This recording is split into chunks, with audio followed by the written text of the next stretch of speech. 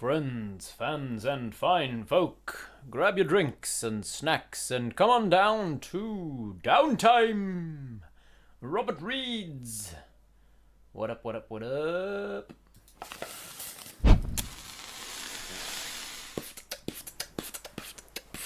How's it going?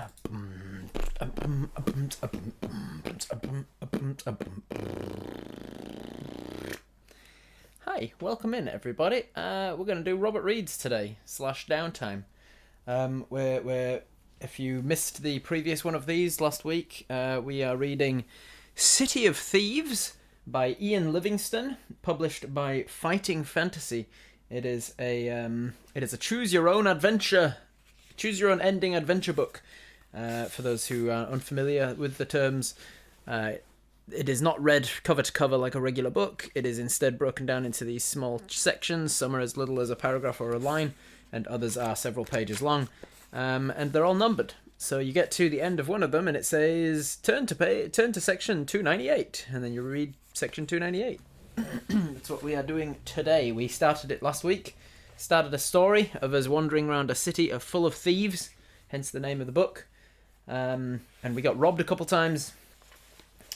And we're going to continue from where we left off. So let me do a recap of the story so far. So in this book, we started by walking into a town. We don't know anything about who we are. It never asked us for like gender or race or class or anything like that. So all we know is we have an 11 in skill out of 12, which is very good. We have a 19 stamina, which is okay but not great. And then we've got a 12 in luck, which is really good. We are 12 out of 12 in luck, and we're a very lucky person. So we walk into this frontier town, let's say, and they're all going to bed early and locking their doors and putting iron bars on their windows and stuff. And we talk to the mayor and say, "What's going on?" And he goes, "Oh, after nightfall each night, some evil demon dogs come round and try and kill a bunch of us. So we have to be very careful." And we were like, "Why is that?" And he goes, "Oh, we pissed off some necromancer, and so he cursed the town." And we say, "Why don't we just kill this necromancer for you?" And he goes, "Oh, if you could, that'd be great. We'll give you some money. But you won't be able to kill them, though. You need to go and enlist the help of some wizard who lives in the nearby city." So we went, "No worries, we'll head off to that nearby city." We went to the city. We started asking around for where this wizard was. Judging on the way that chat was deciding to go with how we were walking around the city, we immediately forgot about why we were there and just started window shopping, just wandering in and out of shops at random, until eventually we walked into a pub, threatened the bartender, and killed a troll in 2 single strikes. And so everybody respected us at that point. We left the bar, we wandered down the street some more. We eventually found this hermit wizard living under a bridge. The hermit wizard said, "Yeah, I'm powerful enough to kill the necromancer for you, but I'm kind of half retired. I don't really want to. So you're going to have to kill him, and you're going to need this, and this." And he gave us a bunch of fetch quests, saying you're going to need a black pearl, not the ship, some hag's hair, a lotus flower, a silver arrow. You're going to need to tattoo a white unicorn in a yellow sun on your forehead, and then you can kill him. Then you can kill this necromancer dude. So we went off on a bunch of these fetch quests. We wandered around for ages, not finding any of them. We wandered through a town square. We killed some more animals. We seem to have a habit of killing animals and not people. We let the people run away, but we kill the animals. I don't know what that says about chat. We have got a silver arrow now. It cost us pretty much all of our money. We've got a silver arrow, and we managed to, just as we ended off, we managed to sneak into a botanical gardens and steal some lotus flowers. Just as we picked the lotus flowers, however, all of the shrubberies, all of the topiaries came to life, and in the shape of beasts, our favourite enemy, apparently, they in the shape of beasts, they came at us, and that's where we ended off being attacked by some topiary bushes, and I think we're going to make short work of them, but given on how easily we dispatched the troll, the wolf, the 6 venomous snakes, the bandits, the robbers, the thieves. We've with our skill and our luck, we've done very well on this fight so far, on this quest so far. You're always in the middle of ranting about something. That is true. Can we come up with a name for ourselves? If you want to, Leewood, you want to pitch any names for this character? Sounds like we're named Gladstone Gander. I mean, I don't know what you're referencing, but sure, why not? That says I wasn't influencing decisions is what that says. It'd be the other way around if it was me, yes. Did anybody fable with the quest to meet the villager's daughter bit? You have to play specific haircut, tattoos, etc. That's what this question meant. No, I never did. Alright, so where did we end off? I've been keeping a track of the numbers that it tells us to turn to, just in case I kind of miss track of where I was and have to go back for any reason. The last one was 191, which is this one here. As soon as you pluck one of the flowers, you hear the noise of rustling leaves. That was 14, turn to page 191, yeah. As soon as you pluck one of the flowers, you hear the noise of rustling leaves. 3 of the animal-shaped hedges have uprooted themselves and are closing in on you. Do you have a ring of fire? If you have, turn to 237. We do not. If not, turn to 191. So we're going to 191. You draw your sword to defend yourself against the advancing leaf beasts, in capital letters. They all attack you at once, seemingly trying to crush and smother you. Treat the leaf beasts as a single creature. It has a skill of 6 and a stamina of 6, so it should be a very easy fight. If you win, you run back to the turnstile, still clutching the lotus, and make your getaway into Stable Street. Turn to 133. Alright, so now we have to pause before turning to 133. We have to win the fight. They've got a skill of 6 and a stamina of 6, so let's turn to the back of the book where all the monster stat blocks can go. Let's write in 6 and 6, and to write in leaf beasts. Alright, now how this works is I roll 2d10, 2d6 rather. I roll 2d6 and add it onto your skill modifier of 11. And then you guys, you're going to roll for you. You're going to roll 2d6 and add it onto your skill modifier. I'm going to roll for the monster 2d6 and add it onto 6. So you've already got a 5 advantage on them. So you need to roll if the monster's going to hit you, it needs to roll more than 5 more than you. 6 or more than you. So, as Ajo just did, you can type !D6. You can also write !D6A, D6B, D6C, or D6D, because each of them has a bit of a cooldown. So if one has been used, you can use one of the other ones. And once two of you have rolled a D6, we're going to take Ajo's 6 and Nemagic's 2. So between you rolled an 8 plus 11, you've got a 19. And the monsters rolled a 1 and a 2 plus 6. So you beat them, and which means that you're going to do 2 points of damage to them. You can spend your luck points to do double damage instead, but double damage won't kill it. So we'll just do 2 points of damage and then move on to round 2. So I need 2 more D6s from you. Everybody in the chat start spamming D6s. The monsters got a 1 and a 5 plus 6 is 11. 11, the minimum you can roll is a 13, so 11 does not beat it, so you do another 2 points of damage. And then the monsters on the third go, a 1 and a 2 again, Jesus. So why am I rolling so badly? Is it because I normally roll badly if it's me as a player rolling badly, like a Ben curse. But now I'm playing the GM essentially. I'm playing the bad guys, so I should be rolling well. That's usually how it goes. Alright, 3 plus 6, that's a 9. That's below what you can possibly get, so that is 6 points of damage. We definitely kill these beasts, dispatch of them, we do a bit of hedge trimming. But, because it was too easy, we're going to keep going. There were 3 of them, and the book says to treat them as 1 creature, but fuck that. Let's treat them as 3 separate creatures and see if we can kill all of them without taking any damage. The second one steps up and gets a 12 total. Still, we can't lose to a 12, so that is now 8 points of damage total. We need to get to 18 to have won this. Hurrah! Oh, okay, finally. The third one steps up and gets a 10 plus 6, that's 16. 16, so we, with an 11, need to beat a 16. Let's see. Drikanen rolled a 4, and Acorn rolled a 6 for a total of 21. 21 beats 16. So it does do a good attack finally, but that is not good enough. That is 10 points of damage total that we've inflicted now. Snake Eyes on the next one, so we're definitely going to do another there. That's 12 points of damage. We're up to 12 points of damage. Wham!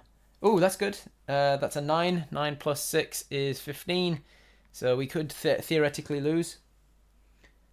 Who else have we got? We've got Hecklinger and Straths If you're trying to do exclamation mark D6 and it's not working, it's because it's on cooldown. So try exclamation mark D6A, or exclamation mark D6B, exclamation mark D6C, or exclamation mark D6D. I think it goes as far as D. Alrighty, so we have from Strats we've got a 1 and Lee from a 4. That is a 5. 5 plus R11 makes 16. And what did this guy get? He got a 15, so we still beat him. Alright, we are up to 14 total points of damage. We haven't taken a scratch yet. Let's see if we can kill this last beast. Here we go. That is a 4. 4 plus... These guys are really rolling garbage. 4 plus 6 is 10. We can't lose to a 10, so that is up to 16 points of damage that we've done. Slashing and hacking and cutting through these things like Edward Scissorhands. And the last one, let's see if it can cause us a damage before it dies. Here we go. Oh, that's good. 6 and a 3 is 9. 9 plus 6 is 15. Let's see if we can beat a 15. Where did we get up to? So it was Martheus next. Martheus was a 4. So that's 15 already. So we've got a 15. We can't lose if Ajo rolled a 1. So now that last one we matched, I think. It was a 15 versus 15. Oh no, it's 15 versus 16. So yeah, we still won. Just. That was real close though, Ajo. You almost had us an impasse with this final guy. Alright. Without so much as a bead of sweat on our forehead, we pluck a lotus flower, the hedges all come to life and attack us, and we dispatch all 3 of them, making the job even harder for ourselves, but still not coming out of it with a bead of sweat. Turn to page 133. Alright. It's really useful when you're going through this book. It's really useful to roll so goddamn well on skill. Can you imagine if we'd snake eyesed it at the very beginning and got a 2 in skill? We would have been fucked. We would have died almost immediately.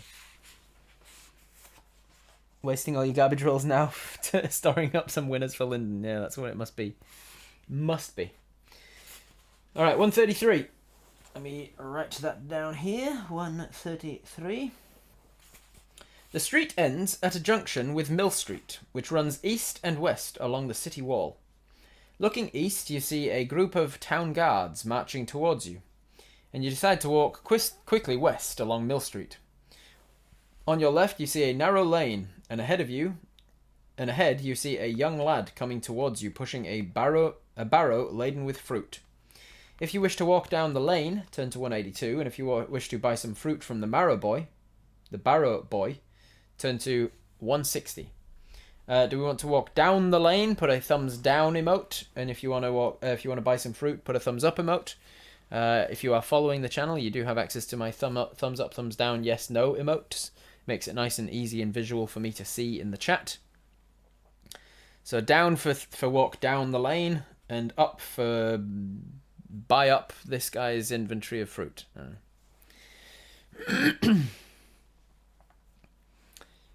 Ooh, okay, 3v3 right now. 4v3, down the lane. A few people saying down the lane. Down the lane. Alright, well, the down the lanes have it then. So let's walk down the lane, turn to page 182. Let me jot that down. 182. Ooh, okay. Maybe we've seen a... Yeah, here we go. You did right walking down the lane, everybody. Watch this. This lane ends at a small shop. On the glass-paned door is painted a sign. Jimmy Quicktint, best tattooist in town. A tiny bell rings as you push the door open, and a fat man wearing purple silk smiles in greeting. You are surprised to see that his arms, hands, feet, and even his face are completely covered in colourful tattoos. Why would that surprise you? What? You are surprised to see that his... Why... I would be surprised if the best tattooist in town didn't have any tattoos on him. It would be completely mundane information for the best tattooist in town to be covered in tattoos. He grins and says, "Practice what you preach." You tell him that you require a yellow sun to be tattooed on your forehead, with a white unicorn in the centre of it. He replies that that's quite a simple task, but it will cost you 10 gold pieces. If you can afford that high price, turn to 279, and if you can't, turn to blah de blah. This is what he looks like, by the way. Do we have 10 gold pieces on us? Let's have a look. Turn to 279. Sorry, no, let's turn to our character sheet. Gold pieces, we do. We have 21 gold pieces. I don't remember why we've got 21 gold pieces. I think we robbed some. I think we picked the pockets of the guys who were robbing us, right? We got 16, and then we got another 5 for dobbing in the guy that was on the run. That's right. Somebody tried to rob us. We killed them. We took their money. They had 16 gold on them. And then some guy ran down the road escaping from jail, and he's like, please hide me from the authorities. And we chose to turn him in. Well, not exactly chose. We turned him in, and the authorities gave us 5 gold for it. So we're up to 21 gold. So, do we want a tattoo? I imagine so. We need it in order to succeed the game. So, I'm going to make the assumption that, yes, we need it. So, 279. 279. That is right here. Almost. There we are. Barely marked. That tattooist wasn't covered, not by today's standards, no, right? Alright. He takes the money and motions you to sit down on a wooden stool. After a long and painful process of repeatedly pricking your forehead with a sharp needle, he applies the indelible inks. You look in a mirror on the wall and find your new appearance somewhat strange. You shrug your shoulders and leave the shop. You then walk back up the lane and turn left into Mill Street. Turn to 307. Fuck yeah, we got a tattoo, everybody. We did it. Let's cross off the white unicorn tattoo. We've done that. We've got the silver arrows. Done that. We've got the lotus flower now. Done that. We just need a black pearl and the hag's hair. And then we are good to go and seek out wherever the hell this evil necromancer is and fuck him up. 307. Wrong one. There it is. Walking towards you along the street. It's never good when it starts like that. There's always going to be somebody who's trying to rob us or fight us or something, and we're always going to fuck them up and steal this. I suppose stealing their stuff's pretty good. Oh, and I should mark off 10 gold from the inventory, shouldn't I? We're down to 11 gold pieces. Also, for those who weren't here last time or need a refresher from last time, in our backpack we currently have an iron key, a fortune potion that can increase our good luck all the way back up to full and then some. Our luck is currently sitting at 8, by the way, and our stamina is currently sitting at 18 out of 19. We have a sword, we have some rope, we have a lantern, we've got an iron bar, we've got a hook. We've got 3 snake skins that we killed, harvested from some snakes we skinned, a meter long. We've got a dagger, we've got some garlic, we've got some knuckle bones, we've got a silver arrow. Oh, and a lotus flower now too. Lotus flower. Cool. We also have a potion of unidentified green liquid. And 10 provisions. 10 rations. Walking towards you along the street are 2 huge guards wearing the black uniform of Lord Azur. Oh. We were also told on the way in that by one of the street guards that we bribed. Or lied to or something. Or both, didn't we? We gave him 3 gold. Yeah, we bribed him, lied to him, and he told us Lord Azur runs this town, and if he catches you without a pass for being here, you will be as good as dead. The 2 huge guards wear the black uniform of Lord Azur. As they get closer, you see that they are trolls, brutal mercenaries employed by Lord Azur as Imperial elite guards. What is this, Star Wars? To your right, there is a tree, which reaches almost to the top of the city wall. If you wish to risk walking past the trolls, turn to 290. But if you wish to climb the tree in order to get over the wall, turn to 11. Excuse me. Alright, so thumbs up for up the tree, and thumbs down for down the road towards the trolls. What do we want to do? Alright. I mean, we're all climbing then. Every single person saying climb, so I guess we'll climb. From how we've been absolutely annihilating every fight we've been in so far, I was 100% convinced that all of you were just going to be like, just walk past them, it's fine. But instead you're all like, no! Escape the trolls! So we are going to try and climb the tree to get over the wall. Turn to page 11. Ooh, I need to start a new page. I'm out of space. Alright, turning to page Legs 11.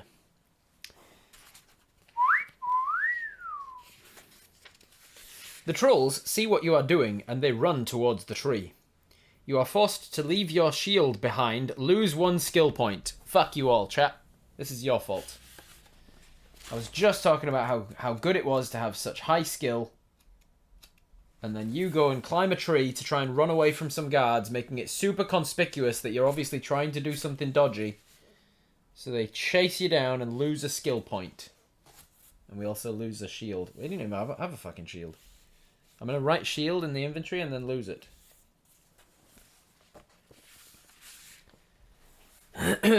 Alright.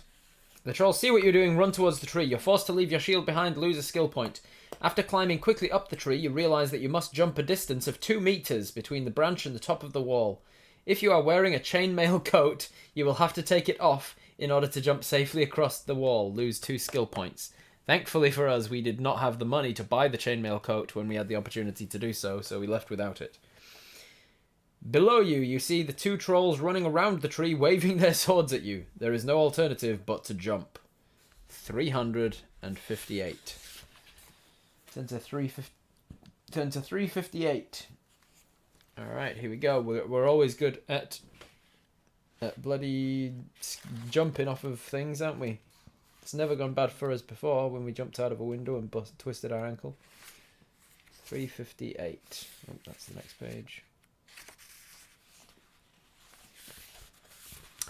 It's a close shave, but you just manage to grip the edge of the wall with your fingertips. You pull yourself up and climb onto a stone walkway along the top of the city wall. On either side of you are stone towers rising above the battlements, spaced some 100 meters apart. I appreciate them for using metric system, BT dub. 2 meter jump and hundreds of meters apart. Good writer. Must be a non-American writer. It never goes bad for Bob jumping into things and exploding them, not at all. Excuse me, we did not twist no ankles, we did it with much style. When you jumped out of a window to avoid the angry wolf owner, the guy whose wolf you killed, you twisted an ankle on the way out and we lost a skill point for it. Oh, we lost something for it. You pull yourself up to climb onto a stone walkway along the top of the city wall. On either side of you, blah blah blah, hundreds of meters apart. There are doors in those towers, both of which are suddenly flung open as more guards run out to capture you. How the fuck did they contact each other? They don't telepathy, ascending stones or some shit. Alright, so guards are running out from both towers 100 meters away from you to capture you. There is a 20-meter drop on the other side of the wall. Here's your options, everybody. Will you A, jump to freedom, B, fix a climbing rope, if you have one, to the wall and climb down the other side? We do have a rope. We bought one at the marketplace, so that is an option to us. Or do you face the oncoming guards? Those are your 3 options. Option A, jump to freedom. Jump 20 meters, which for you American folk, I don't think there's many Americans listening because it's the middle of the night over there, but for the American folk, 20 meters is about 70 feet. So jump to freedom, fix a climbing rope and climb down the other side, or face the oncoming guards. A, B, or C. What do you want to do? Put them in the chat. How many guards did it say there were? It just says more guards. We don't know how many we'd be fighting if we try and kill these guards. How do they even know we were escaping from them? Rude. We might just really love climbing trees. I know, right? Crazy. It's all a misunderstanding. The bees have it only just by 1. All right. B it is. Fix a climbing rope if you have one. We do. Turn to 108. You lower yourself slowly to the ground. Above you, the guards are waving their fists at you from the battlements, because we're in a cartoon now, apparently. You are now outside Port Blacksand. Do you have all of the necessary items required to slay the Night Prince? If you have them all and have been tattooed, turn to 201. But if you lack any of the items or have not been tattooed, turn to 299. You need to turn to 299, everybody, because you chose to climb out of the city that we needed all of our stuff from. Excellent. You ended the game, everybody. Well done. 299 says, it would be extremely dangerous for you to enter Port Blacksand again, especially as many of the town guards would recognize you now. There is nothing else you can do but to make the long walk back to Silverton and report you have failed your mission. The end. What a satisfying ending to this story. Because you guys were too chicken to fucking kill some guards.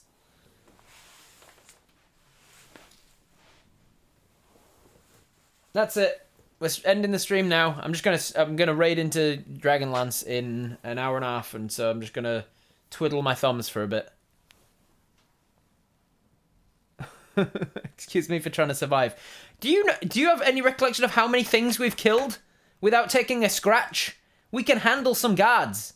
Even if you guys forced us to leave our shield behind and dropped our skill down by 1, we can still fight. Murder hobo be the way. No, because you streamed at 4 a.m. That's a good point, Lachlan. Well, let me tell you, we've killed a lot of things in this book without taking a scratch. All right, climb back up the bloody rope. All right, Leewood. Leewood says, climb back up the rope. This is why I've been taking note. So we climb back up the rope to 108, where we lowered ourselves slowly to the ground. We continue climbing our way back up to 358. We climb all the way back up to 358, where we managed to grip the edge of the wall and get attacked by guards. And then instead, we're going to turn to page 56 and face some oncoming guards. So I'm going to put a little line here to say that we fucked up. And then I'm going to say, and then I'm going to put a little arrow here to say that we continue from there. And we went to 56. 56! Face the oncoming guards! If this just doesn't give us a chance to fight them and it's like, there's too many to fight, you're arrested, I'm going to be angry. Fuck. I'm going to be angry. There are over 20 guards coming to get you, and it's useless to put up a fight. Fuck you! We've fought so many things! And we're on a narrow wall, you said. We're on a narrow wall. Are 20 of them going to surround us and take us out? No. We're going to fight them one at a time, Jackie Chan style, like an action movie hero that we are, and we're going to kill all of them. Push them off the wall. There are over 20 guards coming to get you, and it's useless to put up a fight. They drag you off to a room at the bottom of the tower and chain you to a wall. To your horror, you see the 2 trolls enter the room. They take it in turns to beat you before passing a sentence of 5 years solitary confinement in a dungeon cell. A few minutes later, a hunchback jailer arrives carrying a bullhide whip. He fixes a ball and chain to your leg before leading you downstairs to begin your jail sentence. You have failed in your mission. We didn't even do anything! What were we sentenced for? Nothing! Climbing a tree! Climbing a tree is literally all we did. All right. Well, we're gonna escape from prison. We're gonna jump back up to the wall, and then we're going to jump to freedom. I'm sure this is gonna go really well. We're gonna jump to freedom, and we're gonna jump to 346. This is gonna go super well. We're gonna end up on the outside of the thing anyway, and take 700 points of damage and die. We should have jumped 20 meters. That would have gone really well. This book is mean. What about the murder hoboing? We asked to see a lawyer. Yeah, exactly. Jump 20 meters, you break your legs, the troll kills us, the end. I'm calling it. That is going to be exactly what happens. Alright, 346. Let's see what happens. 346, 346, 346. The distance to the ground is too great even for a great warrior like yourself. You land badly and break your neck. The adventure ends here. Alright, so that is what we call a dead end, everybody. As soon as we went to 358, we've managed to find 3 of the book's endings in as many minutes. We went for an entire stream last time and didn't die, and then we found 3 endings in one. Alright, so don't jump off of the tree, apparently. We're going to go all the way back up to 11. We're going to go back to the quick save. Thankfully, I quick saved. We all knew it. We all saw it. The trolls saw what we were doing and they ran towards the tree to catch up to us. We lost a skill point. So we're going to zip back up. Get that skill point back. Because we never went towards the tree in the first place. We can handle 2 trolls. Let's see how this goes. So, we'll get our skill point back. We do not run towards the tree. We instead... 307... All of this is a no-go. So instead we go back to 307.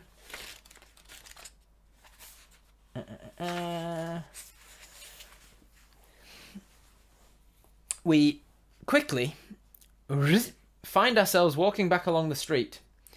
Two huge guards are wearing the black uniform of Lord Azur. As they get closer, you can see that they're trolls.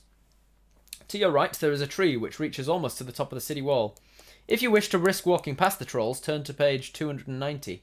If you wish to climb the tree in order to get over the wall, turn to 11. What do you guys think? Should we go try and climb that tree? No? Alright, I'm seeing 100% no. So, here we go. We go to 290 instead. You try to walk nonchalantly past the trolls, but they suspect something odd about you and call you up. Not even a check. They don't even allow us a deception check or a performance check to just fit in. They just suspect something. To be fair, before I go on a rant, we are now freshly tattooed on the forehead with a sun and a unicorn on it. We do stand out pretty distinctly now. We have a pretty conspicuous look about us. Alright, they do suspect something odd about you. It could be the fact you're bleeding from the face with ink running down into your eyes. Don't we have a fringe? They call you over to them. They ask you where you live, and you reply that you're in Port Blacksand on a trading mission. The trolls laugh scornfully and ask to see your pass. If you have a merchant's pass, turn to 219. If you do not, turn to 335. This is going to go really well for us not having a pass. Alright, turn to 335, because we do not have a pass. I hope we get the chance to kill them. 335. Alright. We do not have a pass, so 335. The larger of the two trolls tells you that you are under arrest for being in Port Blacksand without authorization. He tells you he's feeling generous, however, and offers you a choice. You can pay a fine of all the gold in your backpack and be thrown out of the city, or spend a year with the rats and cockroaches in a dirty dungeon cell. The other troll bursts out laughing, saying, "Generous? Ho ho ho! Ah, Sourbelly, you've got such a good sense of humour." If you wish to pay the fine and be thrown out of the city, turn to 367. If you wish to resist arrest, turn to 73. The trolls are guards now? Yes, the guards are trolls. Alright, so we've got the option. Do we want to pay the fine or kill them? Resist arrest. Put thumbs up for yes if you want to pay the fine. Yes, throw us up and out of the city. Put a thumbs down for down with the pigs. I feel like paying will end the story. I also feel like paying will end the story. Alright, we're definitely going to not pay, and we're definitely going to try and kill them. So I am going to just sneak a peek at 367 to confirm our suspicions that if you pay, you get thrown out of the city and then you failed your mission. Oh, interesting. Oh, no, yeah. 299. Yeah, 299 ends the story. Basically, it ends with the trolls watch carefully as you open your backpack. You give them all your gold except for one gold piece, which you manage to palm without their noticing. They then place themselves on either side of you and march you along Mill Street until you reach the city's north gate at the junction with Goose Street. They tell the two guards on duty not to let you back into the Port Blacksand. They give you a forceful boot up the backside and you land sprawling on the dusty road outside. Do you have all the items required to slay the Night Prince? If you have, and you have been tattooed? If you have, turn to 201. If you are missing any of them and have not been tattooed, 299. 299 is where we turned before, where it was said, it's too dangerous to go back in now. You have to go back to Silverton and tell them you failed. So yes, we did the right thing. You did the right thing by deciding we are going to turn to 73 instead, which is to resist arrest. We get to kill two trolls. We already killed we killed a troll in the bartender's the what was it called? I wrote it down in case it was important. The Old Toad. We killed a troll in the Old Toad earlier. It only took us two strikes. You draw your sword and stand ready to fight the trolls. They seem pleased that you are going to give them a chance to practice their beloved sport of killing humans. They advance towards you swinging their battle axes. Sourbelly snarls and says, "Stand back, fat nose. Let me deal with this dog alone." You fight them one at a time. Sourbelly has 10 skill and 11 stamina, so he's going to be a tough fight. And Fatnose has 9 skill and 10 stamina. If you win, turn to blah de blah. You may escape after killing Sourbelly by throwing your shield at Fat Nose and running off along West Mill Street. So lose a skill point and turn to a different thing. So either we kill both of them and keep our skill point and turn to 110, or we kill one of them, lose a skill point, and turn to a different number. Alright. Sourbelly is 10 skill and 11 stamina.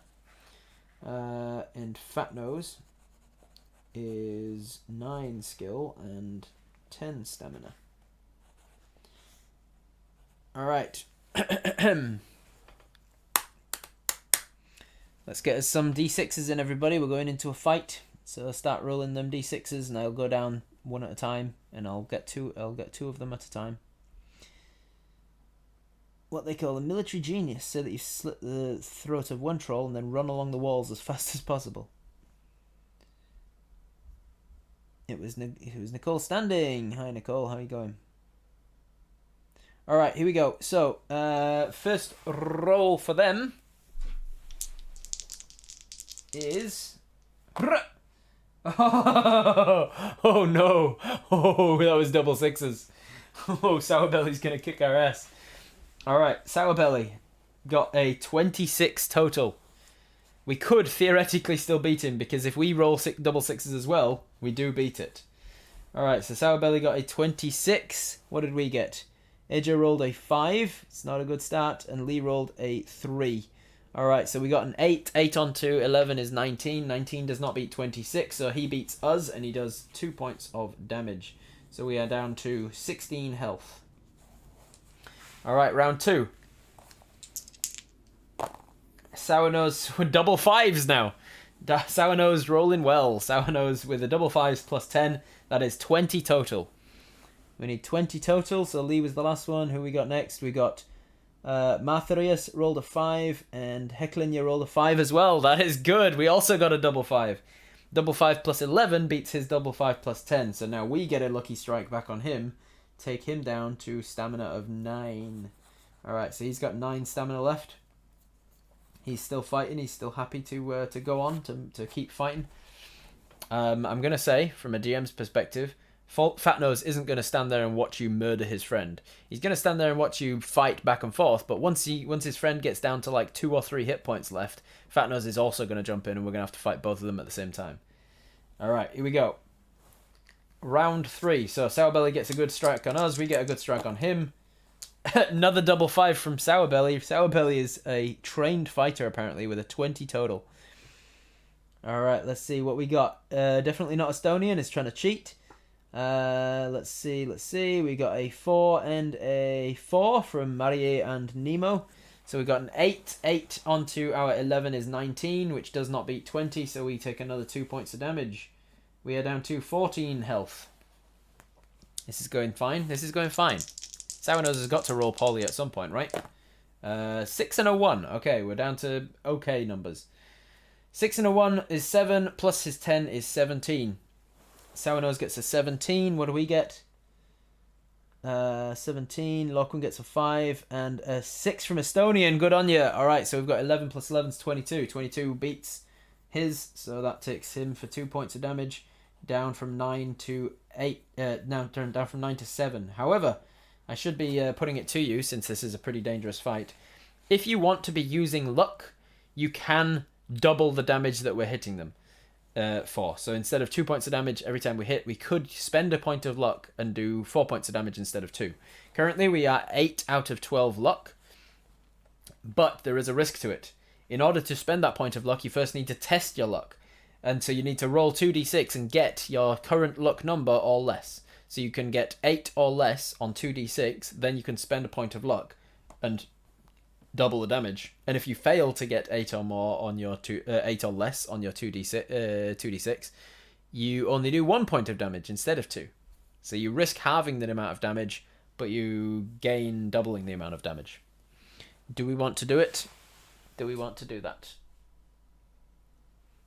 Don't we have a potion with luck in it? We do. We do have a luck potion if we want to down that at some point as well. The more we spend, the harder it gets. Correct. Alright, do we want to do it? Thumbs up, thumbs down. Do we want to spend a point of luck to do extra damage to this fucker? because he's still got 7 hit points otherwise. If we succeed on testing our luck, he's down to 5 hit points rather than 7. All right, here we go. I'm seeing lots of yeses, so we are going to test our luck. All we need is... Oh, in fact, I'm going down one at a time. I'm revealing it on my mobile. I'm revealing the chat just like one at a time to get the next dice rolled. So after Estonian, we had Joe Baby with a 5. And then... Joe Baby with a 5. And then who was next? Lee with a 5. So that is 10. 10, unfortunately, is above our 8. So we failed our luck point there. We still lost the luck point, so we're down to 7 luck now. We are down to 7 luck, and we failed the test of luck. We did not hit him with a lucky strike. Turned it into a fumble rather than a critical hit. So now he's on 8 stamina left. Do we want to use our luck potion to get us all the way back up to 13 luck? We are currently now on 7 luck. Do we want to use a luck potion, yes or no? I say yes. Are we going to say yes? Are we going to do yes? We're going to use a luck potion to get us all the way back up to 13 luck now.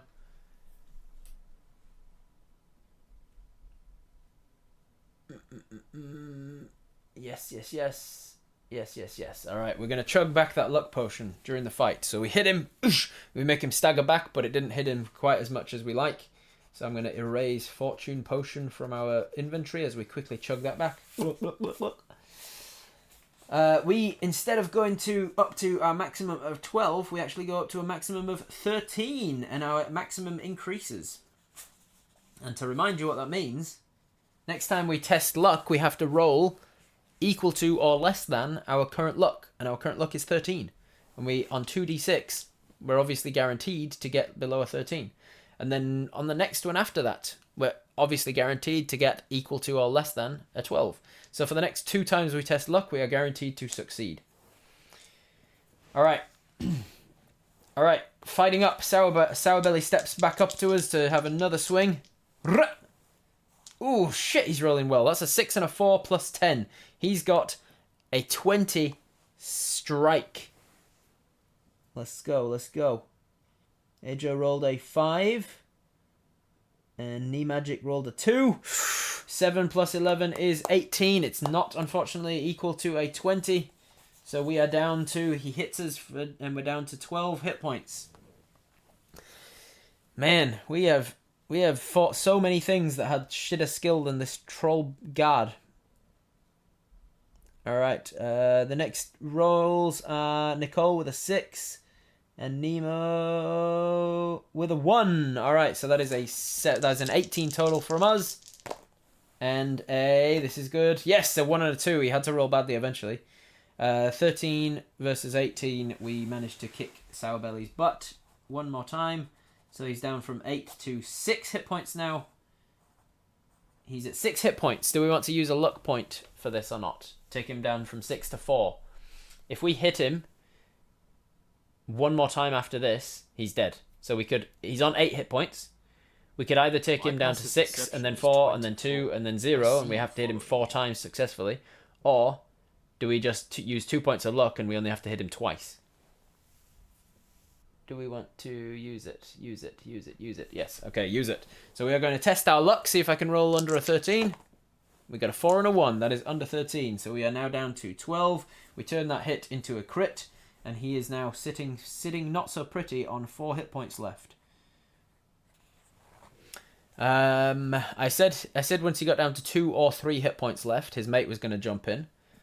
4 is not 2 or 3, so his mate is still staying back. Sourbelly is like fat nose, like, ugh! And he starts to move forwards. And Sourbelly, wanting to save face, thinks he's still got this. So he goes, "No, I said to stay back." And so he's gonna keep fighting. All right, here we go. Sourbelly strikes. Oh, yes, he's losing his nerve now. We've got him on the ropes. That is a 1 and a 4 plus 10 is 15. We've got to beat a 15. Who rolled next? Let's see.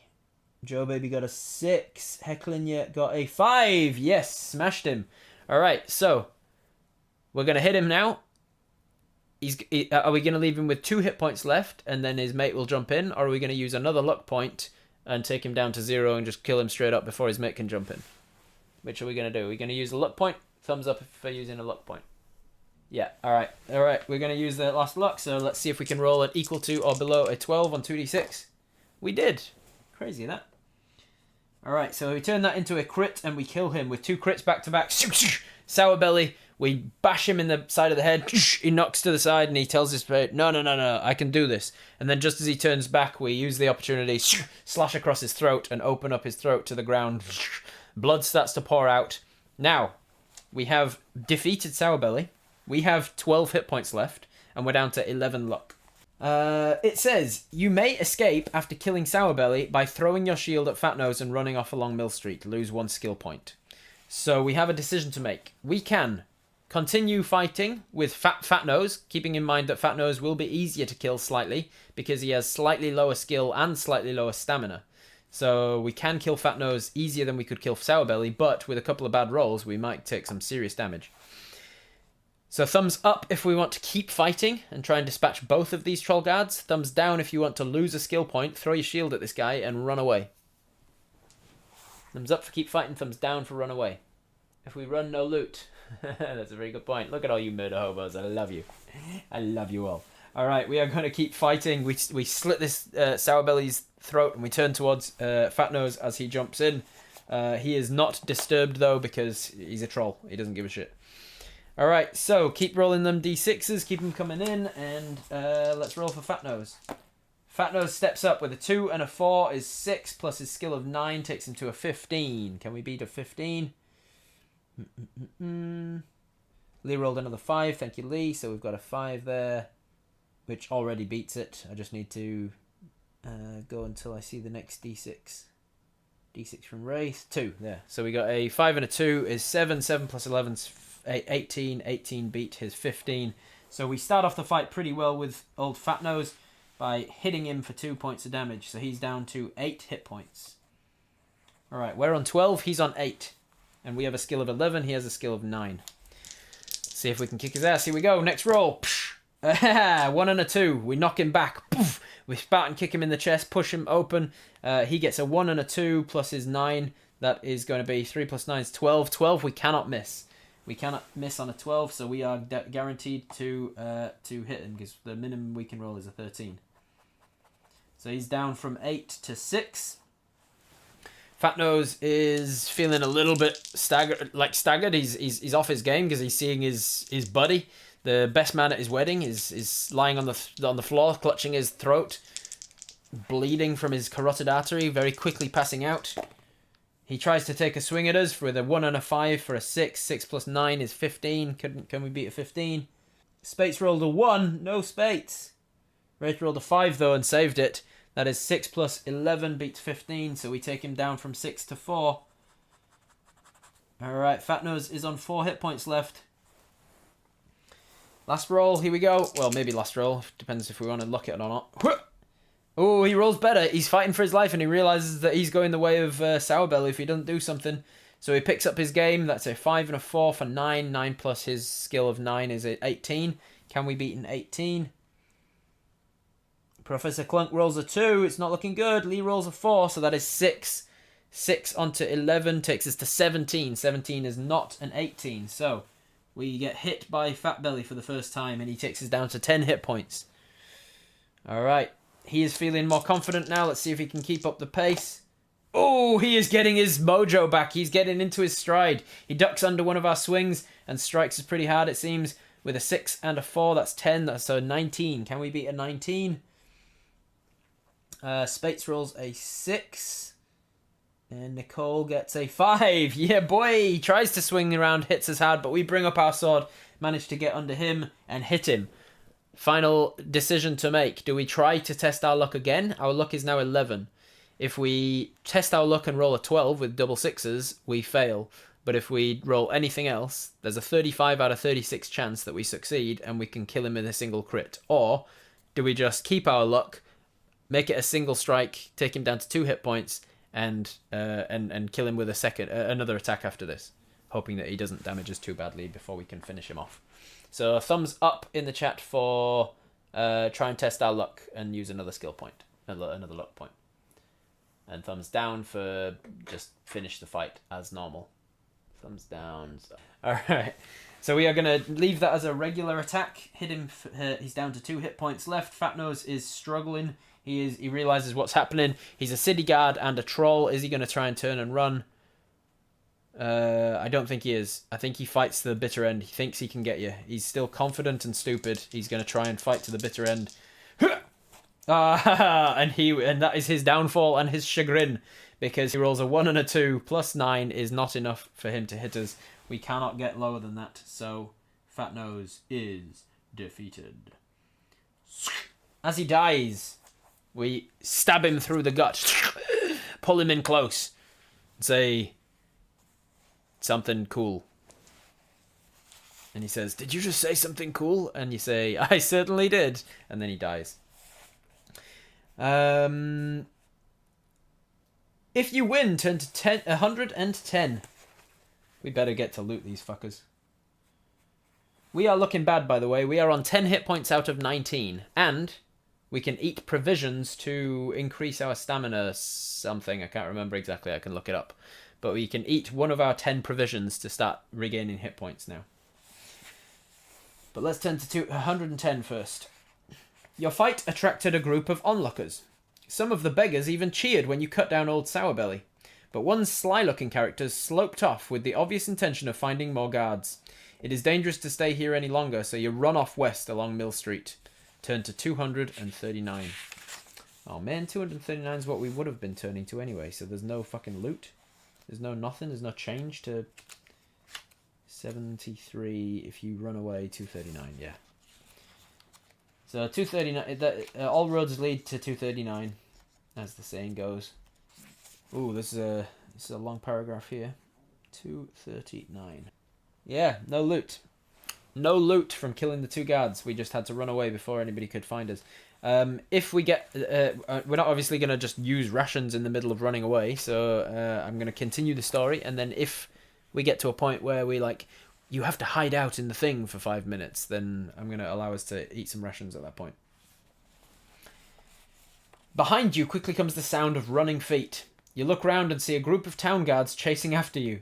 As you stop to think where to run next, a boy runs out of a house and shouts, "Follow me!" You have no better plan in mind, so you run after him. The boy races down to the bottom of Mill Street and turns left into Goose Street. He stops at a cart laden with hay and starts to talk frantically to a kind-faced old man, saying, "Uncle, uncle, this brave person killed Sourbelly. We must help him to escape." The old man speaks calmly to the boy, saying, "Indeed, we owe our friend a favour. Quick, jump into the cart." You climb into the cart and cover yourself with hay. You lie completely motionless as you hear the running guards approach. They stop to speak to the old thatcher, but he sends them running off down Goose Street. After they're gone, he whispers to you that he will take you to safety. You hear him climb onto the cart and urge his horse into a slow trot. The cart bounces noisily along the cobbled street, but you feel uncomfortable in the hay. The cart stops and starts a few times, and you hear questioning voices. About half an hour later, the cart stops again, and the thatcher calls out, "You can come out now." You poke your head out of the hay and are surprised to see that you are on the edge of a wood. To the west, you can see the daunting shape of Port Blacksand. You jump out of the cart and thank the thatcher for his trouble. He says goodbye to you and wheels his cart around to return to Port Blacksand. Do you have all of the items required to slay the Night Prince, and you've been tattooed? If you have, turn to this. If you've not, turn to this and you lose. Well done, everybody. We killed the guards and lost anyway. Fuck this book. God damn it. Fucking fuck. We killed the guards, went to all that trouble, and fucking... Jesus Christ. Why have we still not got a hag's hair or a black pearl? God damn it. How are we supposed to even win? By not going down that route, I guess. Oh, there's a load of bullshit. Can we just riffle the book, stick a finger in at random and go from there? Choose your own adventure books are like 90% you lose. God, I miss reading them back in the day. Yeah. It just amazes me that like we went so long without getting an ending and we were like doing pretty well. And then we felt like we were on a track because we went so long without getting an ending, but also without making any progress. Until eventually, suddenly we had the silver arrow, then we had the lotus flower, then we had the tattoo, and then we just found all of the endings. Didn't the tattoo lead straight into the trolls? I'm gonna have to go all the way back to 307. All right, so load the quick save, everybody.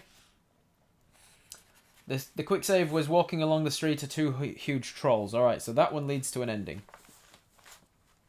I'm gonna start making some kind of notice here. I'm gonna put like a little asterisk next to it or something. A little asterisk saying like, at this point, all roads lead to death.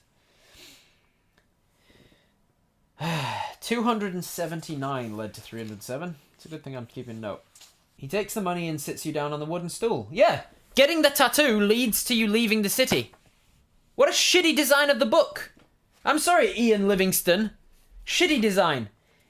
If you need this item and this item and this item and this item and a fucking tattoo on your face in order to succeed the challenge, then getting one of those items shouldn't lead you to the exit before giving you the chance to collect all the rest of the items.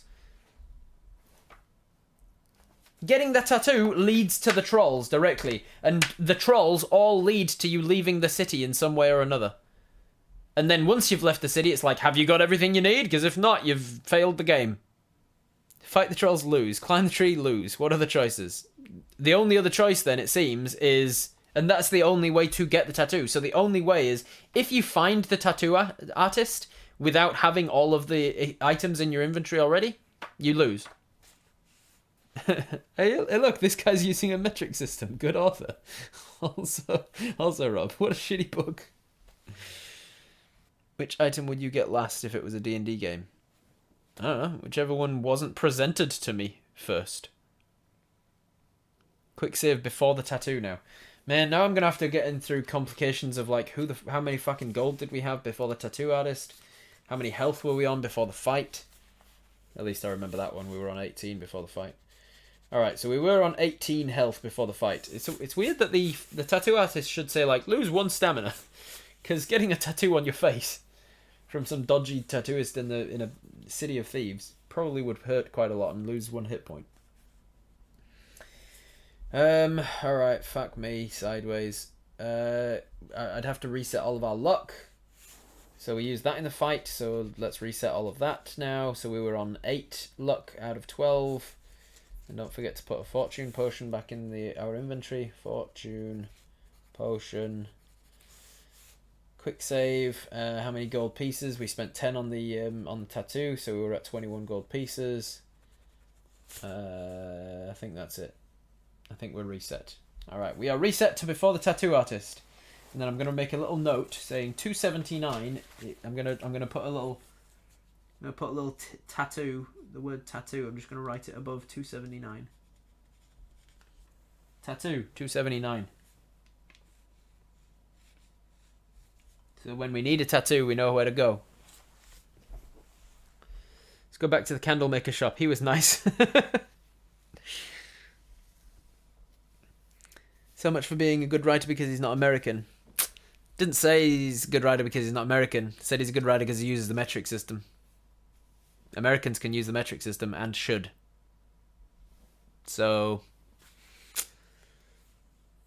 Tattoo goes straight to trolls. We'll have to leave the city straight after again. Do we have all of the other items? No, we're going to need to go back before the tattoo artist. Wander around the city taking other options until we eventually find the black pearl and the whatever else. The hag's hair. Might have to start from the beginning. Each choice is like a turn in the maze. Maybe. Anyone got that hag's number? Alright. We're going to go back to before the tattoo artist. We're going to go back one at a time till we find a different branching path. 182. 182 is when they had the option of like maybe don't get a tattoo yet. If you can afford his high price to turn to 279, but if you cannot, turn to 354. 354. So we're going to go to 354 and see what happens if we chose not to get a tattoo yet. The tattooist looks at you with a bored expression on his face and says, "Well, you don't expect me to do it for free, do you? If you've got anything worth selling, go next door. My stepbrother lives there and he's a pawnbroker. Tell him I sent you and maybe he'll give you a good price." You walk outside and knock on the wooden door of the next house. A squint-eyed man opens the door, and you tell him that you want to sell some items that you can so you can afford to have a tattoo. The man asks you to come into his house, and you enter a room piled high with all kinds of objects, furniture, armor, curios, and pottery. He explains that he has a stall in the market which he rents once a week. He then tells you that he's currently interested in buying the following things. A silver goblet, we don't have it. A skeleton key, we don't have it. A scorpion brooch, we don't have it. A magic ring, we don't have one. Silver bracelet, nope. Helmet, nope. Silver flute, nope. Eye patch, nope. Knuckle bones, we do have. And a mirror, 1 gold piece, we don't have that, I don't think. Knuckle bones we have, so he is interested in buying knuckle bones. Let's sell him some knuckle bones. I'm going to first write down 354. So we went from 182 to 354. We're going to sell him the knuckle bones for another gold. I have a feeling like it'll just get to the end of this section and be like, if you now have enough to buy a tattoo, get a tattoo. 22. Strike off the knuckle bones from the list of inventory. You may sell the pawnbroker any of your possessions. You bid him farewell and walk outside. If you have enough money for the price of a tattoo now, turn to 316. If you still cannot afford one, you'll have to come back again later. You walk back up the lane and turn left into Mill Street, turn to 307. So 316, is that where we went before? Or is that just a similar one? Yeah, it's not where we went before. So let's try 316. It's going to lead us to the same place, I'm convinced, but still, in the interests of trying all avenues. Once again, you walk into the Tattooist shop and are greeted by Jimmy Quicktint. He's obviously pleased that you're back to give him some business. Turn to 279. Yeah, so you can just go straight back in and get the monies again. But let's assume that we know what's happening somehow. We've seen the future. Maybe we've got some levels in Divination Wizard. We've looked into the future and asked with an augury, is it a good idea for us to get a tattoo now? And the answer has come back, whoa.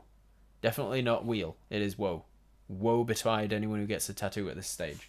So we think we'll hold on to our money, our 22 gold pieces, and we go to 307. 307. Can you imagine these days if someone said, if you don't have the money, it's okay, I'll accept some knuckle bones? Wraith has knuckle bones in her freezer. You son of a bitch! I knew 307 sounded familiar.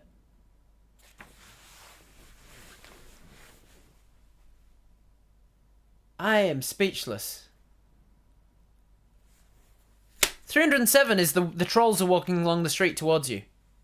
So if you do not have the money to get a tattoo, you lose the game.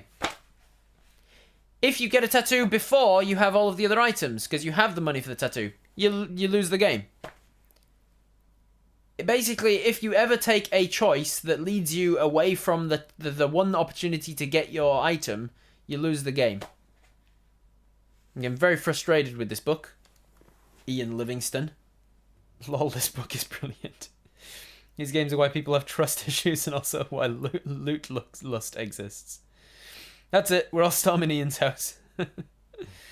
Alright, well, fuck this game. This is that's an asterisk next to 307. Nope, we have lost. Alright, so we're going back even further than when we found the Tattooist, everybody. We're going to go back one thing at a time and explore every possible outcome until we find where the fuck we went wrong, missing the hag's hair and the black pearl. I have a feeling it's going to be all the way back in the very first shop that we entered when we entered into this city, and we went into the apothecarist's shop and then just walked out again without talking to him. 133. 133 was the street ends at a junction with Mill Street, which runs east and west along the city wall. Looking east, you see a group of town guards marching towards you, and you decide to walk quickly west along Mill Street. On your left, you see a narrow lane, and ahead you see a young lad coming towards you, pushing a barrow laden with fruit. Previously, on this book, Previously on City of Thieves, we walked down the lane and found a tattoo artist. But now instead we are going to go along the buying the fruit from the barrow boy route. So 133 leading to 160.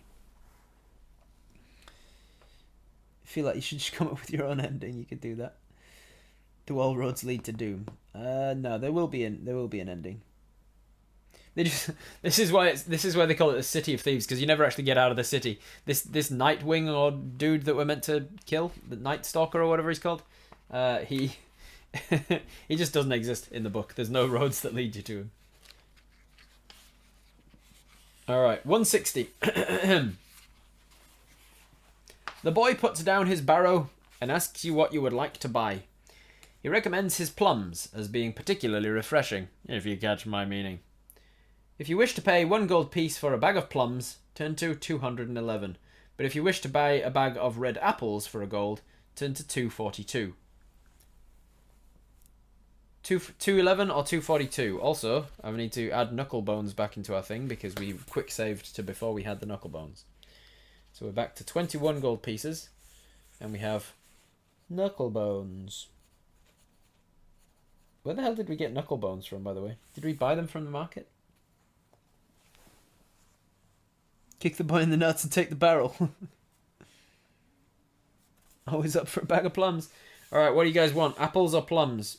Apples or plums? Apples or plums? That's the age-old question. Apples or plums? Would you rather buy apples or plums? It's the best would you rather ever. Plums have got it. Alright, plums have got it here. We are going to turn to 211 and buy plums for a gold piece. 211.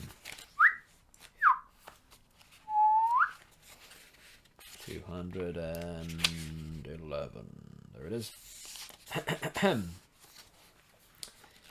Also mark off 1 gold, so we're down to 20 gold pieces. We need to remember that we need 10 gold in order to buy the...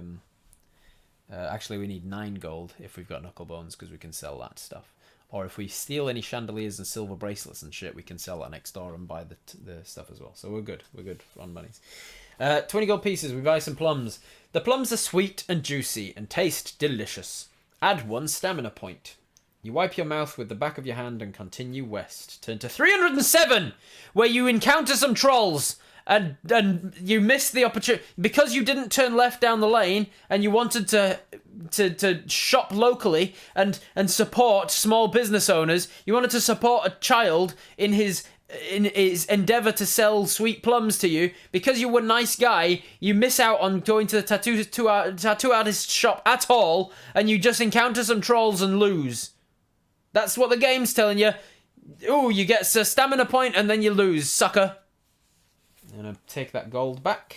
No, I'm not. I'm going to go and get some apples instead. We're going to go back to 211. I'm going to mark that off as a... Nope, that's a fail. We're going to go back to 160. I'm going to spit these plums back in that kid's face and say, fuck you and your plums. Give me them apples instead. 242. 242. 307 is now the cursed number, unless we have all of the items we need, in which case it's the correct number. Alright. 242. I have a feeling like those trolls are the only way out of the city, it seems. But we have to have all of the things we need first. You buy a red apple from the boy, but he hurriedly picks up his barrow and dashes off, saying he's late for the market. You eat an apple, but it is sour. Your stomach starts to hurt and the pain develops into a cramp. You do not feel very well at all. Lose a stamina point. You throw the other apples away and continue west to 307, where you meet the trolls and shit. So that is also a dead end, and you lose a stamina. Great. Good work, everybody. We're going to go back even further than this junction now. We're going to go back all the way to 191. I'm going to put a little asterisk there, saying that everything from here onwards is fucked. Alright, 191. You draw your sword to defend the leaf... Oh, fuck me. It's before the leaf beast. So you have to... So in order... So you have... So if you get the lotus flower, it has to be the last thing on the items that you get. Because from lotus flower, you can get the tattoo artist. Only if you choose the right paths. Everything else is blocked off. This is bad D&D. everybody. This is exactly what I tell people not to do in your games. Don't lock something behind a skill check. Don't lock something behind you have to go left in order to progress the mission. Because if your party doesn't, they just don't progress the mission and they lose. And if that's actually how you're playing D&D, then you're not playing a sandbox. You're not playing an open world. You're not playing a role-playing game. You're playing a do what I've already set out for you and ascribed as the only way to do the game, otherwise you lose. A good choose-your-own-ending book should be written with circles involved in it. So it's like, hey, you find your way back to the same place you were before. Now go back to 191, so try again, so that you can try different options. It's not a single path with branching. It has to have loops written into the book. Not that I'm ranting or anything. I'm not angry. Items need to be collected in order. You just can't collect items randomly. Apparently that's what we're discovering, Joe Baby, yes. I thought, when I was praising it for being well written, I thought that it was written in such a way as to be like, oh, all of it, if we didn't get what we needed from talking to the apothecary guy, we will have a chance to get back to the apothecary at some point and turn back to that same section of the book. But no, apparently that's not the case. Fuck the local businesses. God damn them for wanting to eat while living in a shitty slum. You're going to write a This Is How You Do It book. Totally not a rant. Alright, so back all the way to 191 was killing the leaf beasts. So this is we're going to assume that we're just going to keep all the things we've done already as like, if we get to the point where we can kill the leaf beasts, we've already know how to do that, so we're going to skip it. If we get to the killing the trolls, we've already killed them, so we can do it again.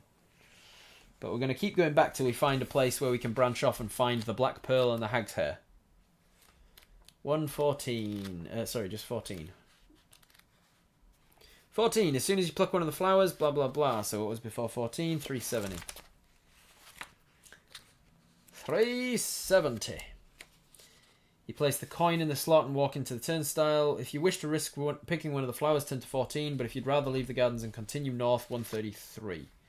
133 we've already used, and it leads you on to whatever. So 133 is a dead end. If you choose not to pick the flower at that moment, there's no chance to ever come back and do it again. You just lose the game. All right. So before 370 was 222. 222. 222. On the right hand side of the houses were blah blah blah. Shrubs. Entry fee 1 gold piece. If you wish to go into the gardens to pick the flower, turn to 370. Or if you want to keep on walking, 133. If you do not go into the gardens to pick the flower, you lose. All right. Even though there's no mention of the fact that there is a flower, you know that you have to have a lotus flower. So you like, oh, if I need a lotus flower, then I'm gonna have to go into the gardens, because if I don't, I never get the chance to do so again ever. Alright, so before that was 222. No, that is 222. Before that was 199. 199. You tell the town guards you're a bounty hunter. What the fuck, town guards? Oh, yeah, this guy that was a murderer and all this. Yeah. That's when they gave us 5 gold, so we have 5 gold less now. Into page 90. Page 90. You swing your sword with all your strength and bring it down on the heavy chain. Turn to page... here we go. Here's an option that's definitely going to lead to us getting a black pearl or a hag hair. Let's find out. This is when the guy with the ball and chain came running down the street saying, I'm an escaped prisoner, but I didn't do it, I swear. Please save me from the guards. And we chose to save him from the guards. And we swung our sword at his metal chain and we put a dent in it. But we didn't fucking break it open, and so the guards arrived and said, hey, what are you doing? And we told them before, aha, it's lucky you're here, guards. I've caught the escaped prisoner for you. And he goes, oh, thank you very much, here's 5 gold. But instead of telling them that we've caught the escaped prisoner, we're going to take the other option of offer them a bribe to let you and the prisoner go free. Because this is going to go real well. 187. 187 I feel like we've used before. 187. No, we haven't used it before. You tell the town guards that you have something really special for them if they let the two of you go. They reply that the prisoner is a murderer and that you should not be helping him, but they insist that you bribe them or else you too will be taken to jail. They say they are interested in any of the following items: magic armor, magic rings, or magic potions. If you wish to give them one of the items they require, turn to 260, but if you do not have any of the items, turn to 341. And 341... Oh, that's new. Both of those are new. Alright, so let's start jotting these down so we don't get lost again.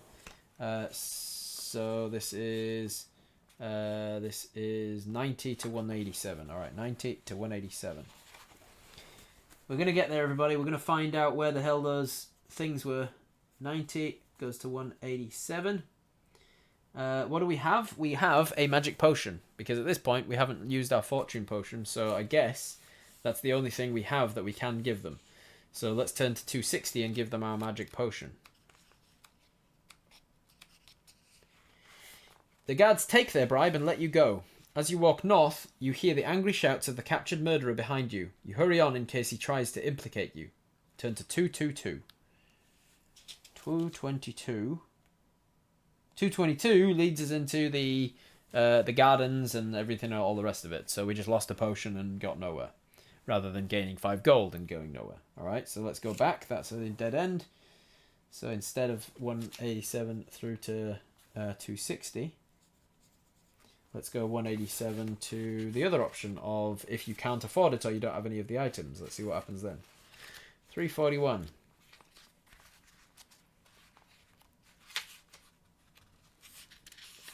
341. You decide that you are going to have to make a run for it or risk being put in jail. You take 5 gold pieces out of your backpack and throw them on the floor. The guards bend down to pick them up and you run north as fast as you can. As you run off, the escaped murderer starts to yell and 2 of the guards chase after you. In an alleyway to your left, you see a large open barrel which you dive into. You hear the guards run past you, but you wait a few minutes before climbing out of the barrel. You look up and down the stable street and all is clear. Once more, you set off north, turn to page 222. So you lose 5 gold. So when you encounter this escaped prisoner, it's lose 5 gold, gain 5 gold, or lose a magic item.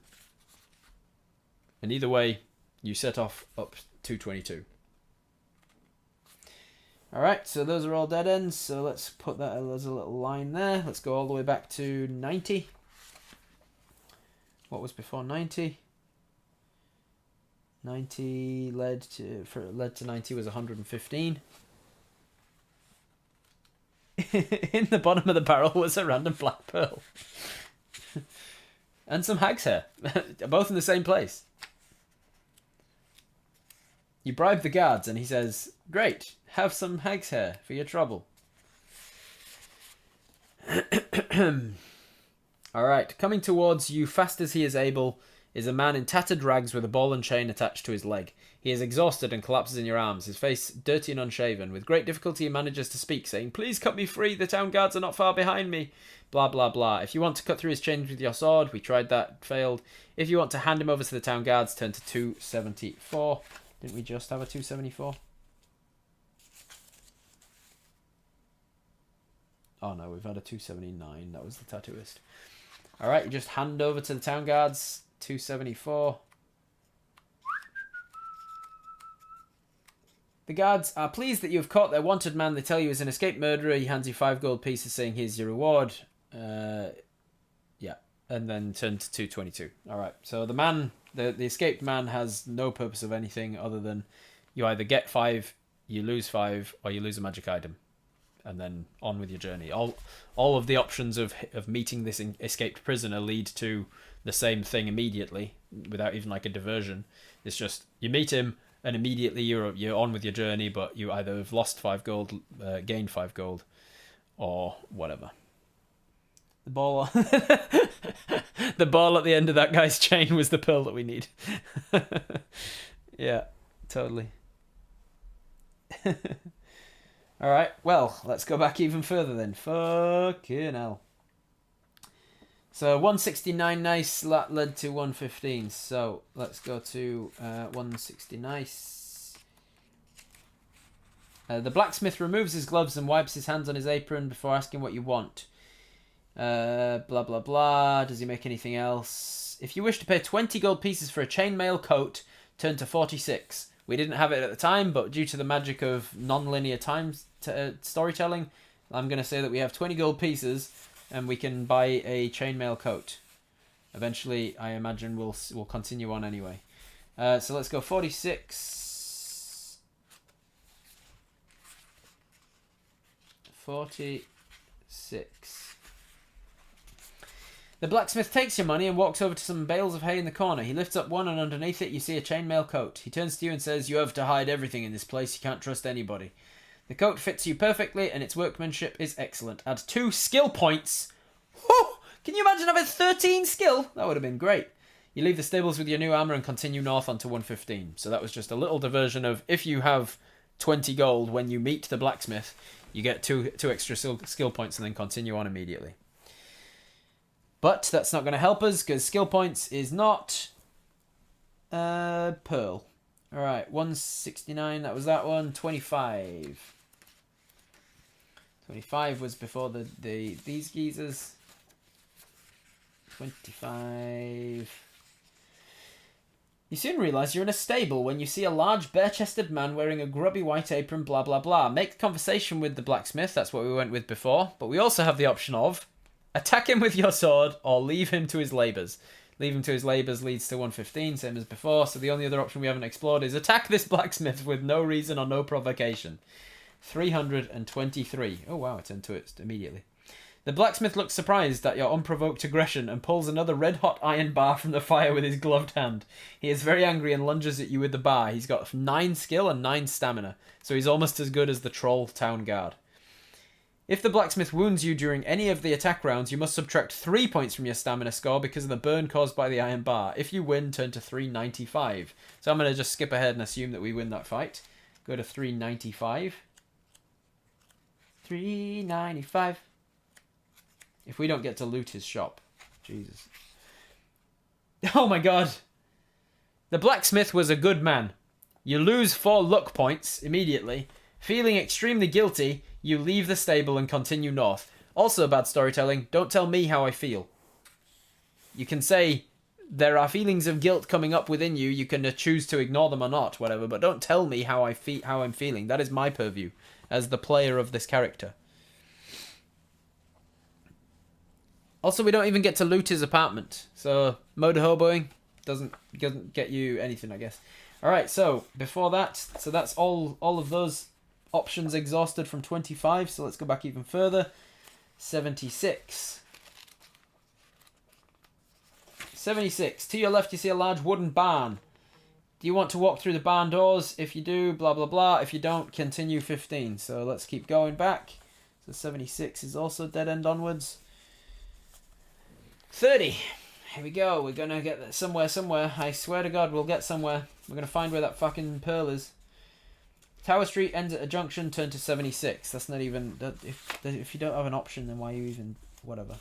269, nice. Alright, 260, nice is this one.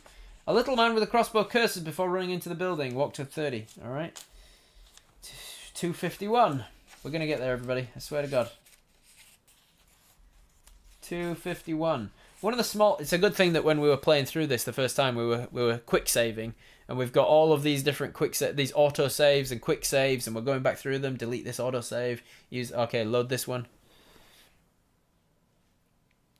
At this rate, we're going back to Ian's kindergarten graduation.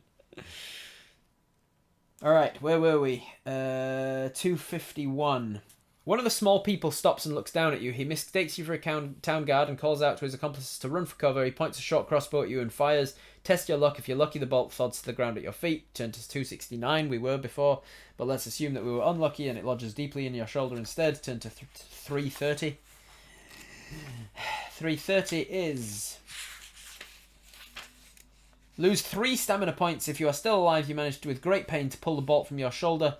As you bandage your wound, the little man runs off to the building on your left. There does not appear to be an easy way to catch him, so you walk under the bridge and continue east. Doesn't change anything about the story. Alright, so let's go back even further. 348. Quick load, 348.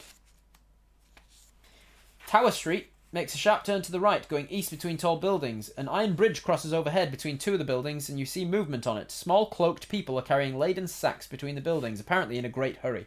If you wish to call out to them, turn to 251, which we did before.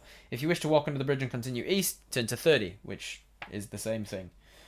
Illusion of choice. Nothing actually happening. So 320. Is that 3? 325. Quick load a different loading spot. You follow an old man through swinging doors, turn to 348. Okay, that's not going to help. This was 325, so back even further. 51. 51.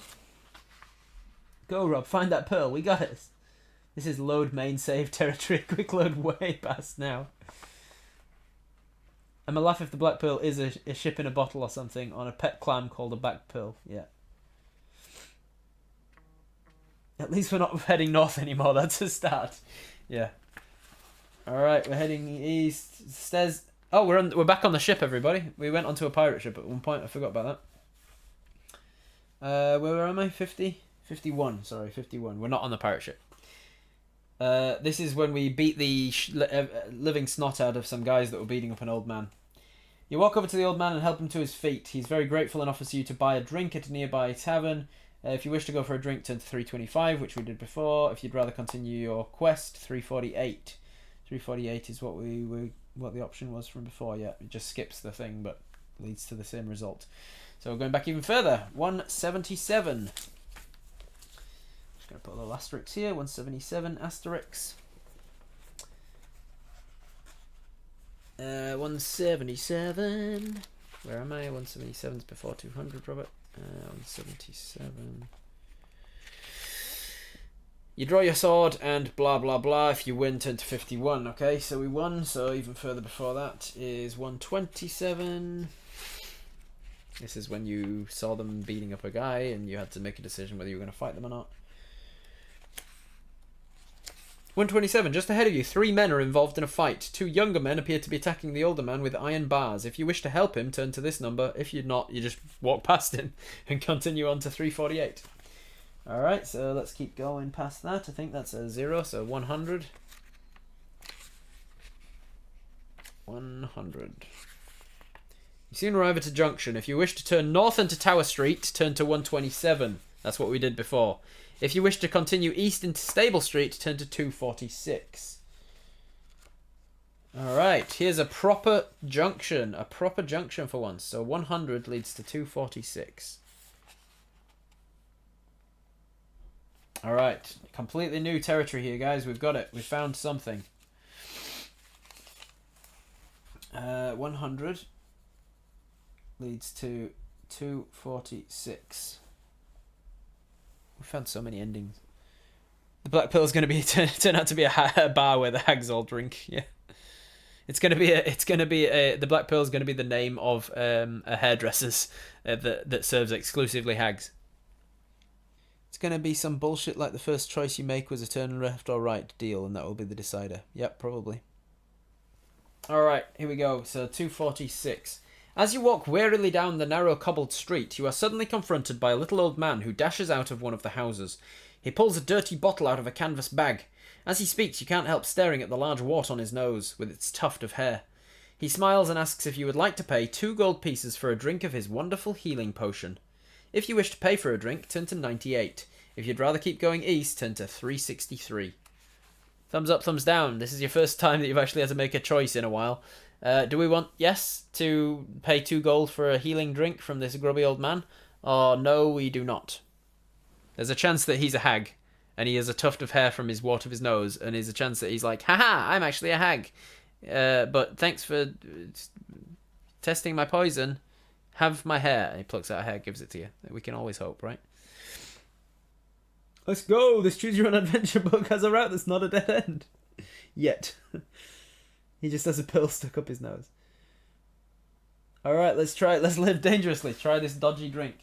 So, 246. We are going to 98 to see if we can pay 2 gold. I'm just going to assume we have infinite gold for whenever we need gold now, by the way, just so we've got the options, because I'm not keeping a track of that shit anymore. 98. You uncork the bottle with your teeth and take a long gulp of the liquid. Fortunately, the liquid is what the man claims it to be. Add 3 stamina points and 1 luck point. Well refreshed, you set off again east, bidding the old man farewell. Turn to 363. So either way, it goes to 363. when you're writing one of these things, do you imagine that you have like one of those sort of red line walls of just like everything connecting, or like a flow chart of like numbers, and then this number leads to this number or this number? Because that's how I imagine writing it out. If I was writing one.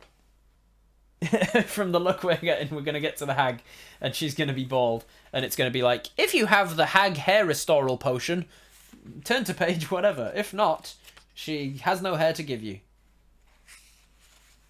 If you have the alopecia fixil remover spell.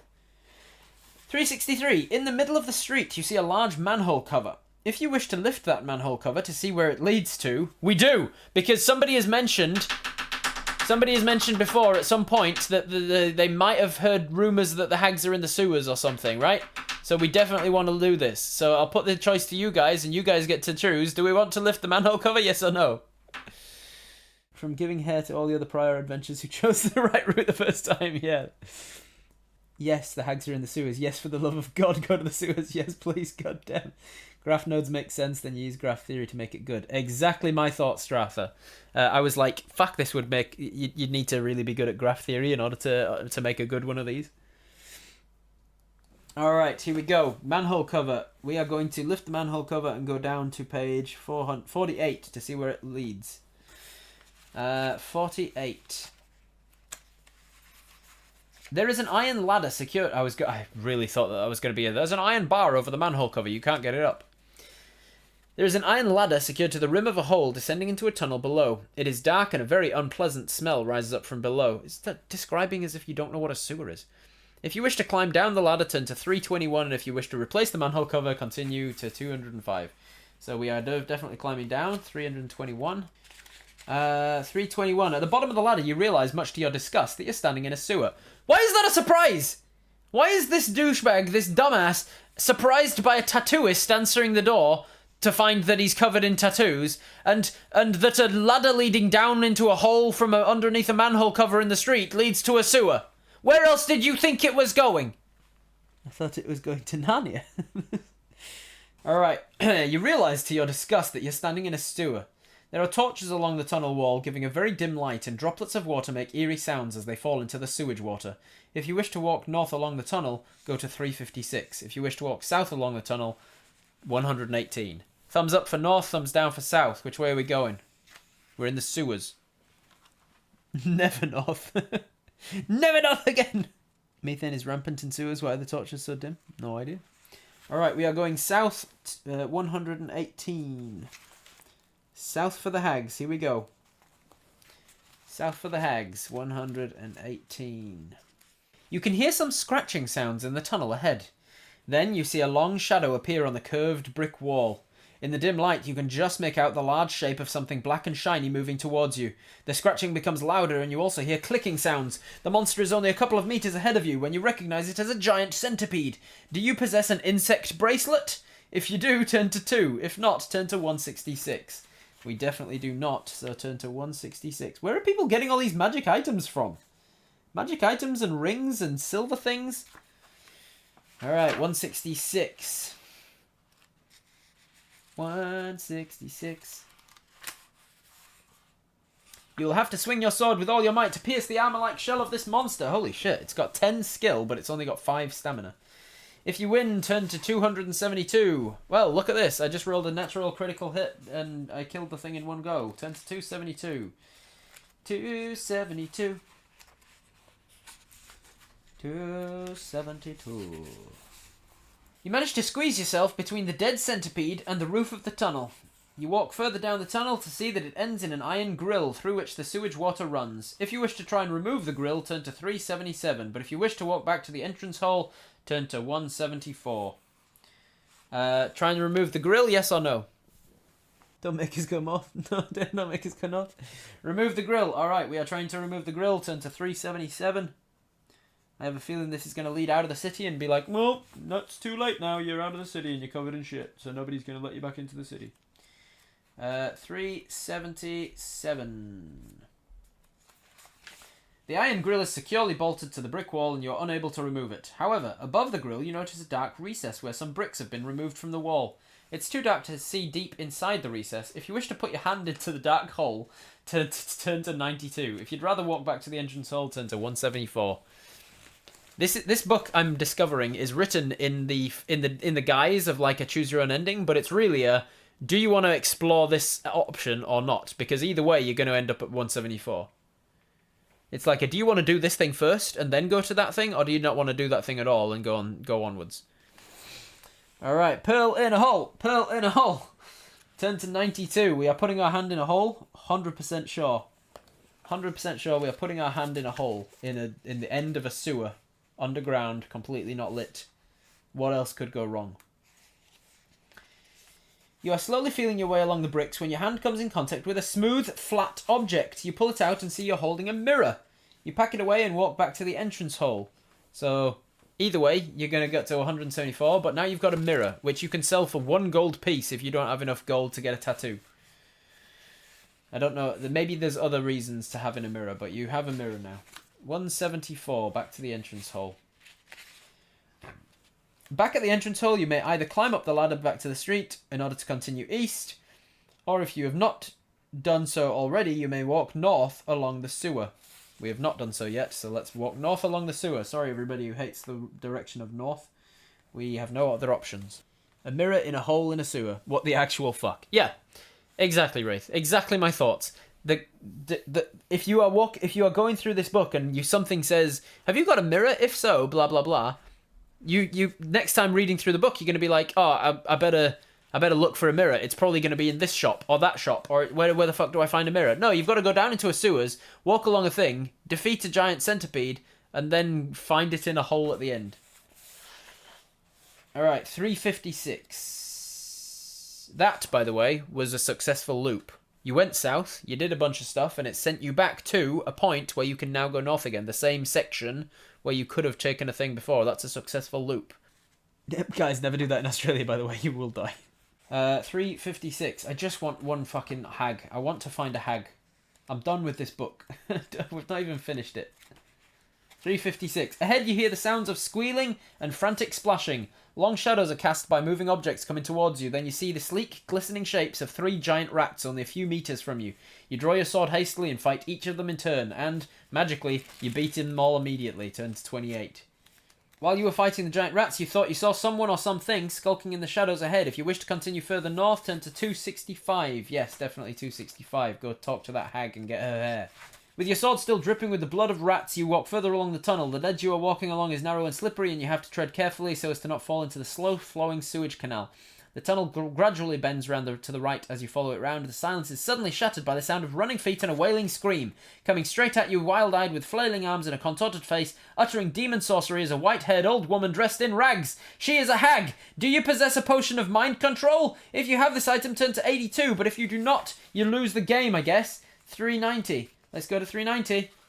We got this, we got this, we got this, we got this. Here we go. The hag is conjuring a spell which instills terrible fear in you. Your mind is full of illusions and you think you are being burned alive with a crowd of skeletal faces looking on gleefully. You swing your sword round blindly trying to hag at the faces laughing at you. Test your luck. If you're lucky, you swipe it. A swipe from your sword cuts into the hag. Turn to 144, but if you're unlucky, the sword merely cuts through the air. Turn to 59. Alright, are we lucky or are we unlucky? Let's find out. Let's go to 59 and see what happens if we missed. Come on, work with me. 50... 2 pages at once, and it has to be the middle page. The hag laughs as she watches you in the throes of a nightmare, then from out of her clothing she pulls a dagger with a long shimmering blade. You're helpless and unable to stop her, plunging the dagger into your chest. Tonight her stew pot will contain more than rat meat. Your adventure ends here. Haha, thankfully though, we were lucky, and we turned to 144 instead. 144. Now I'm doing it the old-fashioned way. Now I'm playing the old-fashioned way with your fingers in every single page. You remember that from your childhood? When you used to read one of these and instead of writing it down, you just keep your fingers in the page and turn back to it. 144. The hag screams as your sword cuts deep into her arm. Her concentration is lost and her spell is broken. Your mind clears and you are able to face her with your senses acute again. From out of her clothing she pulls a dagger with a long shimmering blade. You're eager to fight her. If you win, turn to 303. We definitely won the fight. That was predetermined. 303. She only had 7 and 7 skills. You bend over the motionless body of the dead hag and you cut off a tuft of her hair with your sword. You put the hair safely back in your backpack. You also pick her pockets and find a black pearl. You walk down the tunnel to the entrance hall, turn to page 104. 104. Back at the entrance hall, you find the Night King. He's standing there with his arms outstretched and his eyes closed. You stab him with your silver dagger, and then you rub the shit in his eyes and he disintegrates into dust. Go back to Silverstone, you win the game. We did it, everybody. We did it. We made it. That was amazing. That book was so good. Beautiful. Did she actually have a black pearl on her? No, she didn't have a black pearl on her. She had hag hair, though. Oh, we didn't get the tattoo again. Fuck. It's alright. He had his eyes closed. The tattoo was so that he didn't enchant us. Alright, 104. Back at the entrance hall, you may either climb up the ladder, or if you've not done so already, go south along the sewer. Alright, 205. So we are back out of the sewer, and we now have hag hair. 205. After replacing the manhole cover, you set off east again. Everything seems a little too quiet and you begin to feel nervous. Ahead of you, see Stable Street turns sharply to the left. If you wish to walk around the corner, turn to 44. But if you wish to walk back to the junction and turn right onto Tower Street, 127. Never Tower Street! Never have I witnessed such a specimen of literary genius. Alright, back to 44. Standing in a line across the street are 3 tall men, each armed with a spiked club. You notice that each of them has a red star tattooed on his forehead. They are vagabonds intent on robbing you. If you have a throwing knife... Where the fuck are people getting all these items? If you have a throwing knife, you may be able to cut one down before they reach you, turn to 18. But if you do not have a throwing knife, you'll have to fight all 3 with your sword, turn to 225. 225. Each vagabond boasts that he can kill you in a single hand. Blah, blah, blah. They fight you one at a time. Turn to 397. Wait, 397 we've done before. Oh, no, we hadn't. We've done 396 or something before. 397. No wonder the vagabonds wanted to rob you. They only have 1 gold piece between them. You find nothing else of interest in their pockets, so you set off north along Stable Street. 372. We have a throwing knife? We bought it? Well, there you go then. It's alright, we beat them anyway. 372. The houses in this section of Stable Street consist of 2 rows of terraces. They are all made of sandstone apart from the one in the middle of the terrace to your right, which is made of brick and painted white. The door is made of oak and a serpent's head is carved into it. If you wish to enter this white house, turn to 131. I guess we enter the house, 131. You walk into the room with sparse furnishings and a polished wooden floor. Silk curtains hang over an archway on the far wall. As you start to walk across the wooden floor, a woman's voice calls out, "Who is it?" You may tell her you're delivering flowers, tell her you've come to collect old rags, or tell her you're a tax collector. Which one do we want to do? Flowers, rags, or tax collector? There's Rackham, he's live. Alright, fuck that. We're done. Thank you, everybody. This book is finished. I doubt I'll be coming back to it for a 3rd part of this stream, because, well, obvious reasons. Thank you for joining me for it. It was still a lot of fun, all the same. Thank you very much for joining me, everybody. Thank you, Aja. Stick around for the raid. I'll see you in there in a moment. As Lyndon the Wizard Doody Dude face. Bye. Hey there, I'm talking to you. You rock. Thank you for watching my stuff. Really appreciate it.